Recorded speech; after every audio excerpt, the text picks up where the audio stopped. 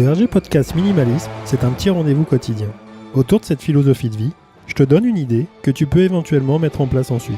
Alors n'hésite surtout pas à t'abonner, ça m'aide énormément. On y va.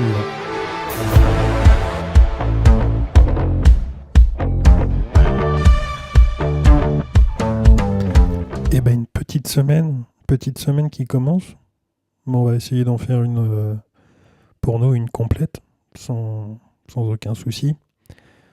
Une semaine un peu délicate, puis je pense que ça va encore durer avec pas mal de semaines dans ce genre-là. Je pense au réseau ferroviaire et au problème de pouvoir caler une date pour prendre le train. Aujourd'hui, on reparle forcément de minimalisme. J'espère d'ailleurs que tu as passé un bon week-end prolongé. Je mélange un peu tout.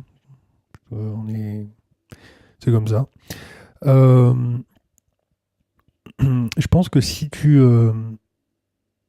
arrêtais de nettoyer ta cuisine ou si tu arrêtais de faire ton petit ménage, ou voire pire, si tu arrêtais de te laver, tu aurais des extrémistes comme ça qui te diraient oui, c'est très très bon, c'est très sain, on se lave trop. On utilise trop de produits chimiques, blablabla. C'est vrai que c'est assez compliqué. Faut regarder bien les étiquettes, et même les étiquettes, des fois, elles sont un peu faussées. Mais c'est un peu cette idée-là que j'ai dans la tête, dans le sens où on accumule énormément de choses tout au long de notre vie, on va dire. Qu'elles soient longues, qu'elles viennent de commencer ou autres. On accumule un paquet de choses qui, si on le faisait un petit peu façon décharge, sans tri, on aurait vraiment un monticule assez impressionnant. C'est ce qui donne après derrière des vides-greniers. C'est ce qui fait que on se relâche, c'est-à-dire qu'on a plus le côté fasciné et vraiment motivé des premiers instants quand on achète quelque chose. Et on se retrouve avec un maximum parfois de choses inutiles qui nous encombrent. Et on revient à tout ce que on a pu voir précédemment, c'est-à-dire des zones de stockage, des zones qu'on n'utilise pas, des zones où on ne revient pas, des cartons qu'on n'ouvre plus. Et forcément, on n'est pas, on est dans la logique de conserver, parce qu'on se dit, il y a une valeur, il y a eu un acte d'achat, et derrière, on est un petit peu bloqué par ce deal.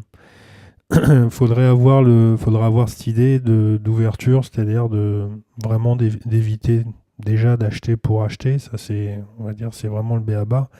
Mais aussi de se délester sans être obligé d'avoir cette petite réflexion, de se dire quand même, cette chose-là, elle est quand même importante, je devrais peut-être la conserver.